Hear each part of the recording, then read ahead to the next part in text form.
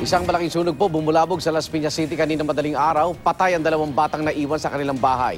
May live report si Bon Aquino. Bon. Yes, Igan, tama ka. 2 bata nga ang nasawi dito sa sunog na sumiklab sa Medina Compound, Barangay Talon 4, Las Piñas City. Pasado alas 12 ng hating gabi nang masunog ang tinatayang 20 bahay sa Medina Compound, Las Piñas City. Higit 40 pamilya ang nasunugan pero higit sa sakit na mawala ng tirahan ay ang mawala ng anak. Nang tuluyang maapulang sunog mag-alas 3 na madaling araw, natagpuan ang mga sunog na labi ng mga batang kinilalang sina Princess Nicole, 1 taong gulang, at Princess Eunice, 2 taong gulang. Ayon sa ina ng mga bata na si Roslyn Beniegla, lumabas daw siya ng bahay alas 12 ng hating gabi para bumili ng kandila. Sigurado raw siyang walang nakasinding kandila sa kanila nang umalis siya ng bahay, ngunit pagbalik niya, nasusunog na ang kanilang tahanan. Sinapak pa raw siya sa bibig ng isa sa kanilang galit na kapitbahay pero paglilinaw niya, sa ikalawang palapag ng bahay nagsimula ang sunog na hindi raw nila pag-aari.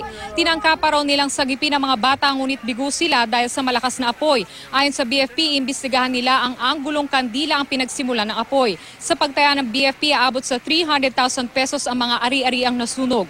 Bukod sa 2 nasawi, isang babae naman ang nasugatan na tumalon umano mula sa bintana na ikalawang palapag ng kanilang nasusunog na bahay.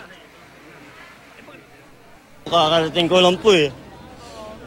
Ano ko po yun, bahay namin yun eh. Sa aming nakalap na impormasyon, may binili yung nanay sa labas at naiwan yung 2 bata. So pagbalik, kasunog. Possible kung ano yung ginamit nilang ilaw sa loob, kung kandila man o gasera, so may posibilidad na yun. Simula, kasunog. Sa lakas po na nga po, hindi na namin naagapan yung bata. Kasi bigla pong bumulwak yung isang sumabog o LPG. Sa lakas na po na nga po dito, hindi nawala yung kuryente. Nahirapan na po namin kunin. Igan, umabot sa 3rd alarm ang sunog at tuluyang naapula mag-alas 3 na madaling araw. Igan? Maraming salamat, Bon Aquino.